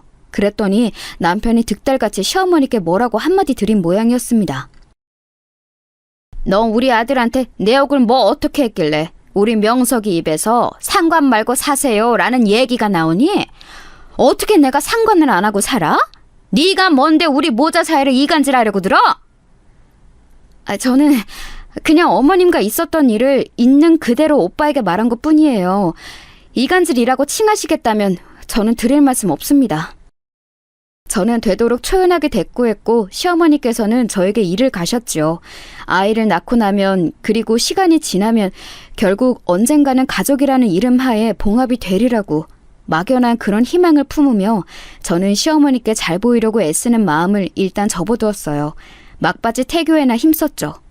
저희 딸은 갓난아기였을 적에는 너무 작기만 해서 누굴 더 닮았나 그런 것도 없었지만 딱 하나 분명한 거 남편하고 인매가 비슷했습니다. 남편도 태어난 아기를 보자마자 자기를 닮았다고 느꼈고요. 그러니 시어머니께서는 하실 말씀이 없었죠. 그리고 저희 딸 태어난 지 100일 되는 날을 딱 일주일 앞두고 친정엄마께서는 돌아가셨습니다. 그래서 100일 잔치는 생략했어요. 시어머니께서 무척 툴툴거리셨죠. 참나, 100일 잔치가 무산돼서 그런가. 이제서야 간신히 정 좀 붙여보려고 했던 손녀가 다시금 멀어지는구나. 엄마, 요즘에는 100일 잔치 어차피 거의 안 하는 추세예요. 회사 사람들도 애 낳으면 돌잔치만 하지 100일 잔치는 안 하더라고요. 그나마 남편이 민망해하면서 그런 식으로 무마라도 해줘서 다행이었습니다. 친정엄마는 저에게 애증의 대상이셨어요. 엄마와 딸의 관계란 대체 무엇인지 알아도 알 수 없는 관계 같습니다. 그런 분이 돌아가시자 저는 우울했고 시어머니께서 그렇게 툴툴거리셨던 태도가 가슴에 남아서 그때부터는 정이란 게 좀 떨어졌네요. 친정엄마께서 돌아가시고 나서 저는 친정아빠하고 연락을 주기적으로 하기 시작했습니다. 그전에는 사실 서로가 살아있다는 것만 아는 정도였던 것 같아요. 친정엄마께서 세상을 떠나시며 그것을 계기로 연락을 주고받기 시작했던 거예요. 왠지 어색한 부녀 사이였지만 별것 아닌 오늘 날씨 좋다느니 행복한 하루 보내라느니 하는 짧은 안부 카톡을 주고받는 게 나쁘지는 않았습니다. 하지만 그런 일상도 곧 깨어지고 말았습니다. 언제부터였을까요? 남편이 은근히 꾸미고 다닌다는 인상을 받기 시작했었어요. 여보, 원래 출근할 때 머리 손질은 따로 안 하지 않았었어? 대충 말리고 모양 깔끔한지만 확인하고 늘 그렇게 출근했던 것 같은데 가만 보니까 요새는 머리에 뭘 바르네? 바르는 건 언제 샀던 거야? 나보고 마트 가서 장 볼 때 사오라 하지 않고 직접 사다니 별일이네. 나 원래 머리 손질에 관심 많았는데? 몰랐어? 그동안 당신이 잘못 봤던 거야. 나 원래 이런 거에 신경 쓰는 편이야. 그래? 하긴 우리 연애할 때 종종 머리에 힘준 거 몇 번 보긴 했었다. 아, 맞다. 내일 소아과 가는 거 야간 진료로 가야 할 것 같아. 요즘에 대기가 너무 많아서 낮에는 못 가겠어. 여보, 혹시 일찍 퇴근하면 같이 갈래? 병원 갔다가 저녁 먹고 들어오면 되잖아. 아니, 됐어. 그럼 내일 저녁에 당신 일정이 있단 소리네? 잘 됐다. 나도 회식 있어. 먹고 들어올게. 당신도 느긋하게 볼일 봐. 여자의 직감인지는 몰라도 참 이상하게 느껴지더라고요. 하루 전인데 갑자기 다음날 회식이 있다고 말을 하는 것도 이상했고, 저나 아기나 뭘 하든 자기는 별 관심이 없다는 투로 제 귀에는 들렸습니다. 묘하게 찜찜하여서 마음에 담아뒀었는데 얼마 후 제가 새벽 중에 남편의 휴대폰을 보게 되었어요. 일부러 작정하고 뭘 뒤져보려고 한 건 아니었습니다. 자정이 넘은 시각에 아기가 울고 보채고 자꾸 칭얼거려서 제가 어르고 달래던 중이었어요. 참고로 저희 아기는 통잠이라는 걸 안 잤기 때문에 제가 낮이고 밤이고 새벽이고 가리지 않고 계속 품에 안아들어야 했는데 남편이 도와준 적은 맹세코 단 한 번도 없었습니다. 아기 울음소리가 들려도 못 들은 척 눈을 감기 대장이었거든요. 왜 이렇게 내가 애를 혼자 낳아서 키우는 것 같지? 부부가 둘이서 함께 한다는 느낌이 전혀 없어. 맨날 집에 늦게 와서도 휴대폰이나 들여다보다가 잠들어 버리고. 근데 휴대폰으로 뭐 그렇게 볼 게 있고 할 게 있다고 그러는 걸까? 아기를 간신히 재우며 피곤한 생각을 하던 저는 남편의 휴대폰 화면이 켜져 있다는 걸 발견했어요. 잠들기 직전까지 휴대폰을 한 탓에 화면이 아직 자동으로 꺼지지 않은 상태였죠. 그때 저는 별 생각 없이 이번 달 신용카드로 결제 혜택을 뭐 받았나 보려고 남편의 휴대폰을 한번 봤습니다. 생활비 카드가 남편 것이어서 신용카드를 관리하는 게 그 휴대폰에 있었거든요. 그런데 제가 마치 운명과 같은 실수를 하고 말았습니다. 농협 앱을 누른다는 게 그만 같은 초록색인 스타벅스 앱을 눌러버린 거예요. 스타벅스에서 커피를 사 마시면 그만큼 쿠폰이 쌓이는데 그게 메인 화면에서 바로 보였습니다. 그리고 저는 이상한 점을 발견했죠. 회사 근처에 저가 커피가 많아서 스타벅스는 갈 일이 없을 사람인데 왜 이렇게 이용이 많아서 무료 쿠폰 발행이 많이 되었을까?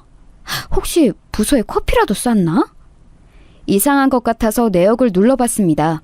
그리고 저는 그 야심한 새벽에 온몸이 소름이 돋는 경험을 하게 되었어요. 사용처는 저희 집 근처도 회사 근처도 아니고 시댁 근처도 아닌 완전히 다른 동네였습니다. 그런데 늘 일정하게 그곳을 들렀는데 시간대가 평일 퇴근 직후 주말 오전이 대부분이더군요. 게다가 주문한 음료는 항상 2잔이었으며 그중 한 잔은 언제나 기본 아메리카노 커피였고요. 그리고 나머지 한 잔은 녹차 음료나 초코 음료였습니다. 그런데 남편은 우유 들어간 음료를 별로 안 즐겨요. 그래서 녹차, 초코 이런 거 절대 안 마십니다. 연애 때부터 봐와서 제가 잘 알았어요. 그럼 기본 커피를 제외한 나머지 한 잔의 주인공은 누구였단 말인가요? 문자, 카톡 통화 내역을 보는 동안 심장이 두근거렸습니다. 하지만 거기서는 별다른 이상한 걸 찾지 못하였어요. 그러나 의심이 싹을 틔우자 걷잡을 수가 없더군요. 남편이 출근 준비를 하면서 혼자 희죽거리거나 잘 안 하고 다니던 넥타이를 찾는 모습에 자꾸만 나쁜 생각이 들었어요. 그러다가 저는 아주 어이없는 지점에서 진실을 알게 되었습니다. 바로 시어머니와의 통화에서요. 어머님, 제가 최근에 먼저 연락을 못 드려서 죄송해요. 아기가 자꾸 열이 올랐다 내렸다 하는 통에 제가 좀 정신이 없었네요. 너에게 애당초 기대도 안 했으니 죄송할 것 없어. 근데 우리 손녀가 엄마를 잘못 만나서 세상에 태어나자마자 고생을 하는 것 같아서 나는 그게 마음이 아프네. 네? 어머님, 굳이 따지자면 엄마보다 아빠를 잘못 만나지 않았을까요? 육아의 유자도 모르고 일절 가사 노동에는 참여조차 안 하려고 들고 회피만 하는 아빠를 만났으니 저희 아기가 참 가엾습니다. 엄마로서 제가 아기한테 미안해요. 아기가 문제가 있어서 평일에는 늦게까지 휴대폰이나 하다가 잠들고 주말에는 지인들하고 약속 있다면서 허구한 날 나가버리는 아빠를 만나야 했단 말인가요? 제가 너무 미안해서 미칠 것 같아요. 뭐야? 너 말 다 했니? 우리 귀한 아들이 밖에 나가서 힘들게 사회생활하며 돈 버는 동안 집에서 탱자 노는 주제에 뭐가 어쩌고 저쩌? 내가 이러니까 우린 명석이가 다른 여자 만난다고 하길래 나무라기는커녕 쌍수 들고 환영한 거야. 방금 뭐라고 말씀하신 거예요? 다른 여자요? 제 귀를 의심했습니다. 남편에게 다른 여자라니요. 저는 그런 식으로 남편이 바람이 났다는 것을 확실하게 알게 되었던 거예요. 황당했고 비참했습니다. 심장이 철렁 내려앉다 못해서 사라지는 줄로만 알았어요. 말실수를 홧김에 하신 것이었는지 시어머니께서는 얼른 전화를 끊어버리셨습니다. 제가 바로 다시 거니까 금세 통화 중이시더군요. 곧장 통화 중이시라니 답은 하나밖에 없었습니다. 남편에게 상황 전달을 하시려고 시어머니께서 그러시고 계신 중인 게 분명했죠. 너무 화가 났어요. 인간적인 배신감이 들었고 곤히 자고 있는 아기 얼굴을 그 와중에 딱 보는데 그냥 미안하다는 생각이 들었습니다. 그날 저녁 저는 밥상도 차리지 않은 채로 남편의 퇴근을 기다렸어요. 저는 그동안 직장 안 다니고 집에서 아이 보고 집안일 하는 사람이라고 하여 남편의 밥상을 꼬박꼬박 차렸습니다. 제 의무이고 책임인 것 마냥 그렇게 했어요. 감기 몸살이 와서 아파 죽을 것 같아도 남편의 밥만은 차려줬네요. 그걸 안 하고 소파에 앉아있으니까 어찌나 홀가분하고도 서글프던지요. 남편은 집에 오자마자 부엌 쪽을 힐끗하면서 텅 빈 식탁부터 확인하고는 그 다음에 저에게 다가와서 거실바닥에 무릎을 꿇었습니다. 미안해. 화 많이 났지? 일단 내가 사과할게. 그런데 오해가 있다는 걸 알아뒀으면 좋겠어. 오해? 무슨 오해? 어떤 오해? 어머님 입으로 다른 여자의 존재가 있다는 걸 들었는데 오해로 무마할 수 있다고 생각해? 당신은 양심이라는 게 있기나 해? 어떻게 어린 딸아이를 두고서 태연히 바람을 피울 수가 있어? 오해라고 했잖아. 그 여자 내가 지금 불순한 의도로 만나고 있는 상대 아니야. 예전에 잠깐 만났다가 헤어졌었는데 예정이라고 해야 하는지 뭔가 애틋함이 있어서 서로 말벗도 해주고 인생 상담도 해주고 있을 뿐이야. 말벗? 인생 상담? 여보! 당신이 결혼하고 나서 나한테 어디 단 한 번이라도 진심 어린 대화를 청해본 적 있었어? 내가 주말에 어디 같이 놀러 가자고 해도 어린아기 있어서 안 된다는 황당한 핑계를 대면서 나를 두고 혼자 놀러 나간 사람이 바로 당신이야. 그런데 다른 여자한테는 그런 관심과 정성을 쏟는다고? 이게 바람이 아니면 뭐야? 그 여자는 대체 어디서 뭘 하는 사람인데?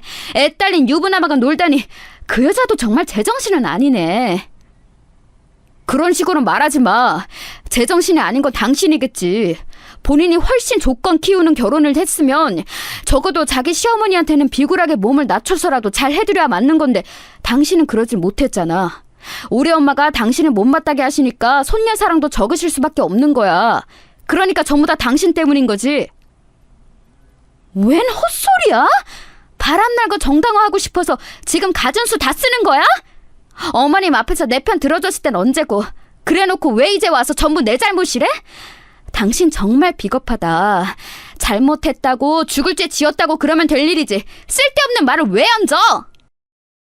너무 어이가 없고 화가 나서 숨이 잘 안 쉬어졌을 정도예요. 그때 저는 느꼈죠. 제가 몸이고 정신이고 이미 많이 나약해져 있었다는 사실을요.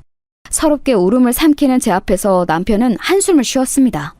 그러더니 한참 후에 정리하겠다고 간단히 말한 게 다였어요. 결혼 전에는 배우자가 바람을 피운다면 무조건 뒤도 안 돌아보고 땡이라고 생각했었는데 막상 아이가 있는 상황에서 이렇게 되다 보니 한 번쯤은 제가 눈을 감아주는 게 맞다는 생각이 들더군요. 속으로 갈등 많이 했었네요. 제가 이혼 가정에서 자라서 그런지 이혼이란 두 글자를 떠올리기만 해도 지긋지긋했습니다. 어렸을 적에 친정 아빠가 바람을 피우셨어요. 그리고 친정 엄마는 이걸 결코 용납도 용서도 하지 않으셨죠. 중간에 어떤 과정이 더 있었는지는 모르겠으나 두 분은 끝내 서로에게 저주를 쏟아내며 이혼을 하셨습니다. 저는 자연스레 친정 엄마와 살게 되었고요. 그 생활이 정말 힘들었습니다. 친정 엄마는 날이 갈수록 저에게 집착을 하셨고 많은 강요 또한 하셨습니다. 지금 생각하면 친정 엄마께서는 조울증 같은 건 앓으셨던 것 같아요. 외할머니께서는 조금은 갑작스레 돌아가셨을 때 친정 아빠께서 장례식장에 오셨어요. 그리고 친정 엄마는 거의 발작을 하셨었죠. 누구야? 대체 누가 저 인간한테 연락했어? 내가 앞으로 2번 다시 우리 모녀 앞에 나타나지 말라고 분명히 말했었는데 당신이 무시하고 감히 우리 앞에 나타나? 진정해. 내가 지금 당장 사라질 테니까 제발 진정해. 그러다가 순 넘어가겠어. 친정아빠는 당혹스러워 하시면서 거의 쫓겨나듯 자리를 뜨셨는데 그때 눈이 마주치자 저는 얼른 고개를 돌려버렸습니다.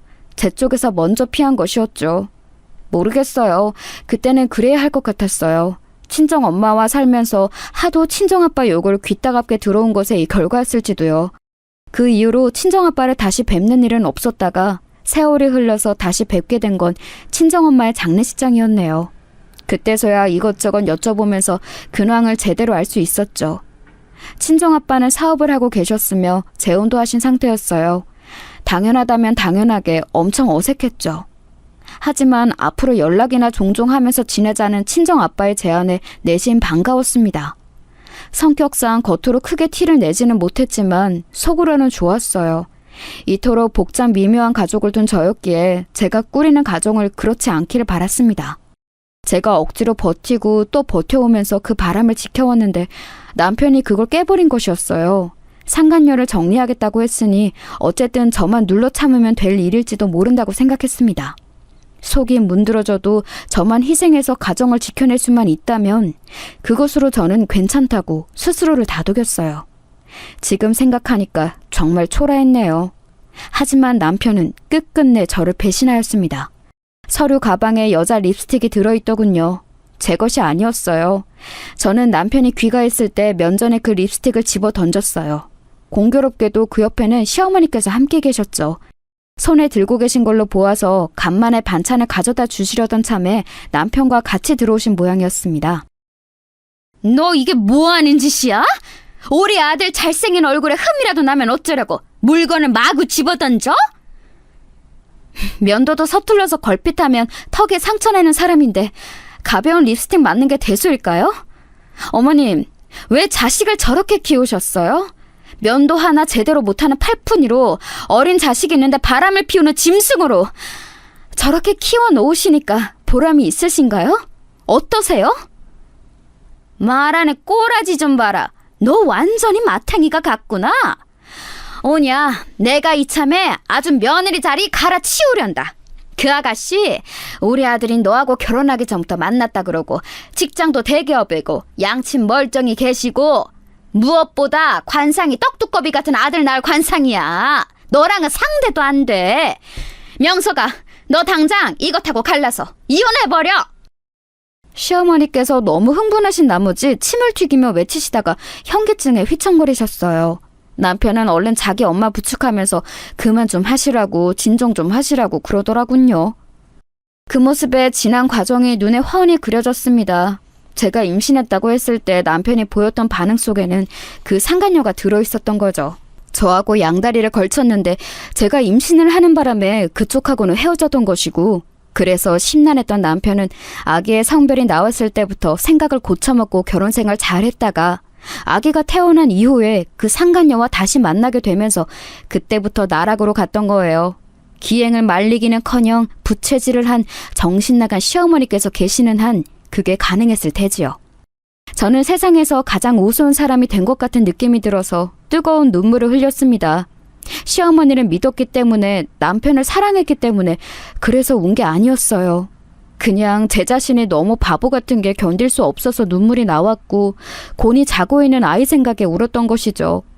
그런데 그걸 잘못 받아들인 것인지 시어머니께서는 저를 보며 혀를 끌끌 차셨는데 그 눈빛이 마치 그래봤자 떠난 남자만 못 잡는다 라고 말씀하시는 것 같았습니다. 그러더니 남편의 부축을 받으면서 가버리셨어요. 시어머니를 모셔다 드리고 금세 올 줄 알았던 남편은 바로 안 돌아왔습니다. 기분이 정말 말도 못하게 더러웠는데 그 와중에 친정아빠의 카톡이 왔어요. 좋은 저녁 보내라는 짧은 글자를 보자마자 저도 모르게 전화를 걸고 말았습니다. 여보세요? 지금 나한테 전화가 온 거 맞지? 혹시 실수로 통화 버튼 누른 거라면 나는 괜찮으니까 바로 끊어도 돼. 아니에요, 아빠. 저 아빠한테 전화 걸고 싶어서 건 거예요. 그냥 대화할 상대가 너무 필요한데 아무도 없어서요. 혹시 지금 시간 괜찮으세요? 그럼 시간 괜찮고 말고 나 상관 말고 네가 하고 싶은 얘기 있으면 다 해. 얼마든지 들어줄게. 굉장히 다급하게 말씀하셨는데 제가 마음을 바꾸고 전화를 끊어버리기라도 할까 봐서 서두르시는 느낌이었어요. 모처럼 성사된 저와의 통화를 흘려버리고 싶지 않으셨나 봐요. 그런 게 느껴지자 저는 눈시울이 뜨거워지고 말았습니다. 그 다음부터는 무슨 정신으로 어떻게 지난 제 이야기를 친정 아빠께 털어놓았는지도 모르겠어요. 그냥 막 떨리는 입술 사이로 정신없이 오만 이야기가 쏟아져 나갔던 것 같아요. 친정 엄마와의 애증 강했던 관계이며 시어머니 때문에 겪은 고충과 믿었던 남편의 바람까지 전부 다요. 친정 아빠께서는 이따금씩 작은 한숨을 내쉬셨을 뿐 도중에 끊는 법 한 번 없이 차분하게 제 모든 이야기를 다 들어주셨습니다. 말을 마치고 나니까 그제야 민망함이 스스로 올라오더라고요. 친정 아빠께서 어떤 반응을 보이실지도 걱정이 되었고요. 그런데 저는 상상도 못했던 친정 아빠의 대답을 듣고 말았습니다. 인간은 신의 뜻을 헤아릴 수 없다더니 그게 맞는 것 같다. 설마 내가 겪고 있는 상황과 네가 겪고 있는 상황이 맞물려서 가장 시기적절한 때를 만들어낼 줄은 네 이야기를 듣기 전까지는 몰랐거든. 그게 무슨 말씀이세요? 목소리가 왠지 가라앉으신 것 같은데 혹시 아빠도 무슨 일이 있으신 거예요? 그래, 사실 나는 재혼한 사람과 지금 이혼을 앞두고 있어. 성격 차이 때문에 불화를 오래 겪어왔기에 예견되어 있던 수순이었지. 굳이 내가 지금에 와서야 이혼을 하는 것은 내가 살 날이 얼마 안 남았기 때문이고 그 사람이 진정으로 나를 사랑한 적이 없다는 확신이 들었기 때문에 내 재산을 주고 싶지 않아서야. 그 사람은 내가 왜 불리한 조건으로 이혼을 해준다는지 그 이유를 알지 못하지. 잠깐만요. 저 지금 너무 혼란스러워요. 아빠가 곧 돌아가신다고요? 저는 아빠하고 연락하며 지낸 지 오래되지도 않았는데 이제서야 이렇게 긴 통화도 처음 하게 되었는데 돌아가신다니요? 안 돼요. 그러면 저는 진짜 이 세상에서 혼자란 말이에요. 너에겐 네 피부치가 있어서 다행이란 생각이 그래서 든다. 그리고 재산이 얼마인지 묻지도 않고 나 죽을 거 걱정하는 걸 보니 너는 하나뿐인 내 친자식이며 내가 세상에 남기고 가는 유일하게 의미 있는 족적이라는 생각 또한 드는구나. 자세한 건 주말에 만나서 나눴으면 하는데 시간 좀 내주렴.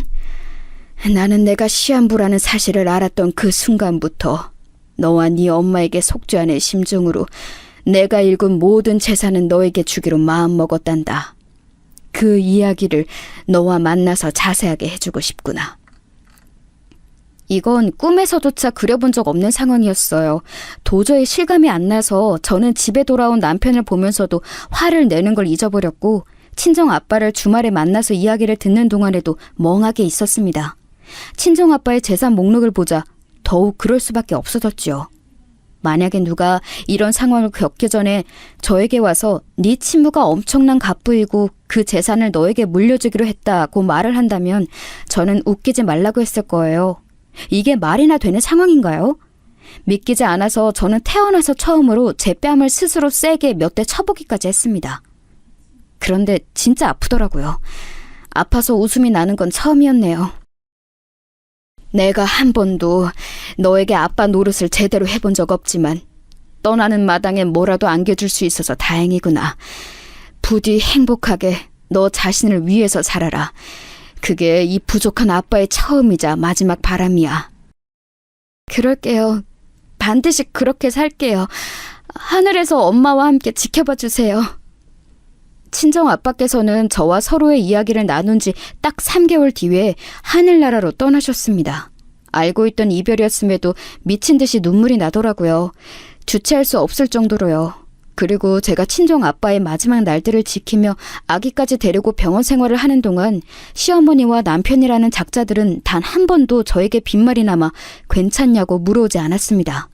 마치 제가 정신없는 이때가 아주 좋은 기회라고 여기는 듯 되려 저하고 쓱 멀어지더군요. 저는 그렇다 칩니다. 그런데 아기마저 무시하는 건 무슨 정신 나간 처사인가요?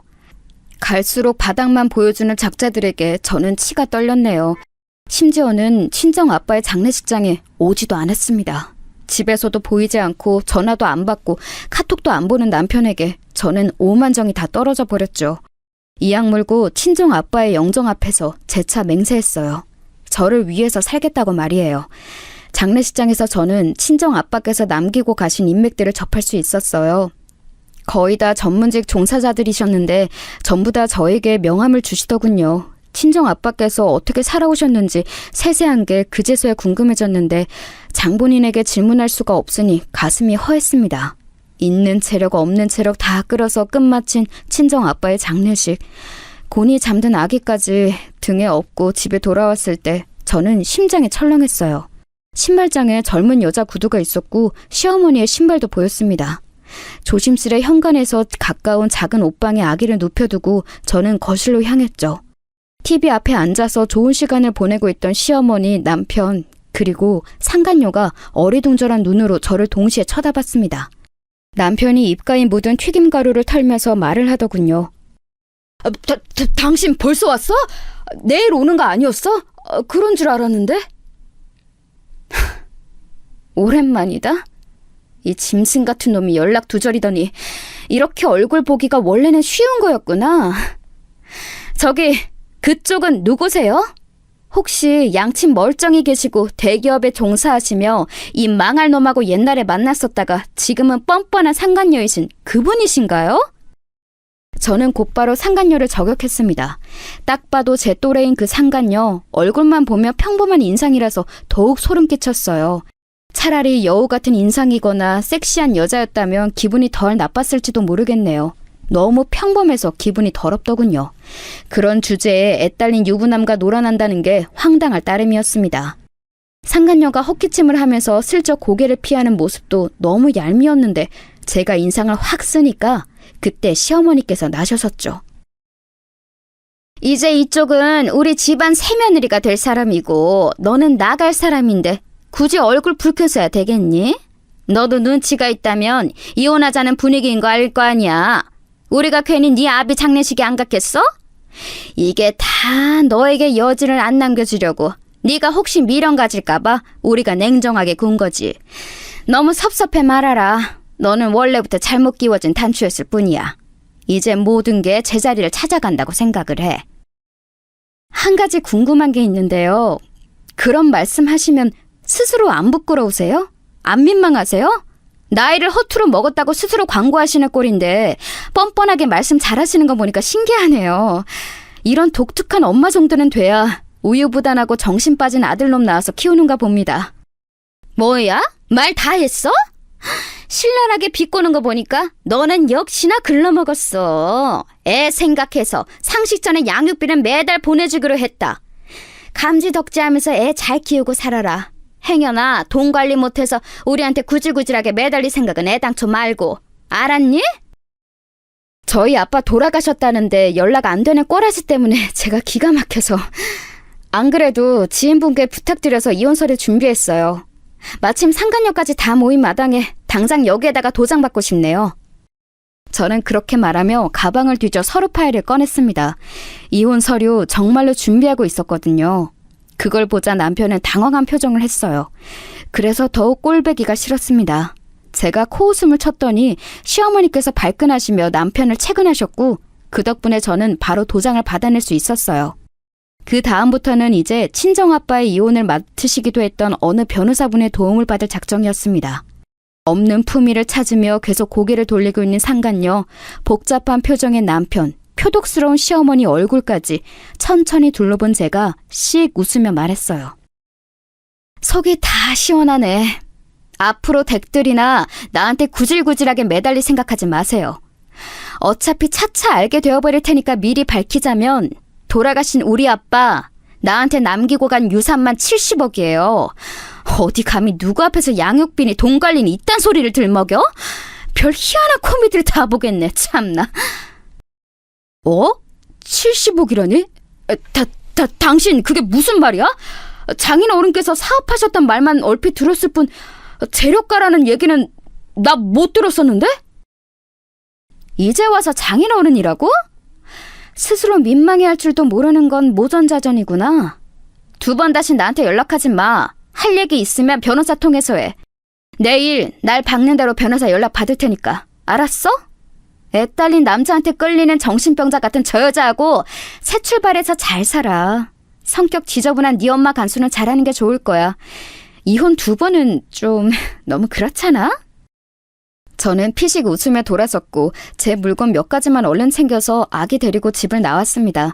저를 잡으려고 따라 나오려던 남편을 잡아챈 상간녀, 그런 상간녀를 나무라는 시어머니, 이게 다 시어머니 때문이라며 탓을 돌리는 남편까지. 마지막에 본 광경은 그야말로 오합지졸들이 벌이는 아비규환이었네요. 이튿날 시어머니께서 결국 뒷목 잡고 쓰러지셔서 병원에 실려가셨다는 후문을 들었습니다. 남편이 말한 걸 변호사분께서 저에게 전달해 주신 거였죠. 그러거나 말거나 저는 신경도 안 썼네요. 저와 이혼하기 싫다며 남편은 부르짖었지만 이미 모든 게 끝난 후였으니까요. 소송으로 가봤자 불리한 건 그쪽이었어요. 결국 무탈한 이혼이 마무리되었습니다. 그 상간녀하고는 개싸움 나서 금방 헤어졌더군요. 저에게 사과하고 싶다며 아기가 너무 보고 싶다며 못난 모자가 돌아가면서 난리를 쳐댔으나 저는 만나주지 않았죠. 떠나간 버스는 후진해서 돌아오지 않는다는 거 그들은 제대로 깨우쳤을 거예요. 저는 그 이후로 돈 관리라는 거 철저히 해서 승승장구했고요. 서로밖에 없는 것 같던 그 2사람은 서로에게 끝내 원망의 화살을 돌린 것인지 얼굴도 안 보고 사는 것 같더라고요. 이래서 인생사 세웅지 마라 하는 건가 봅니다.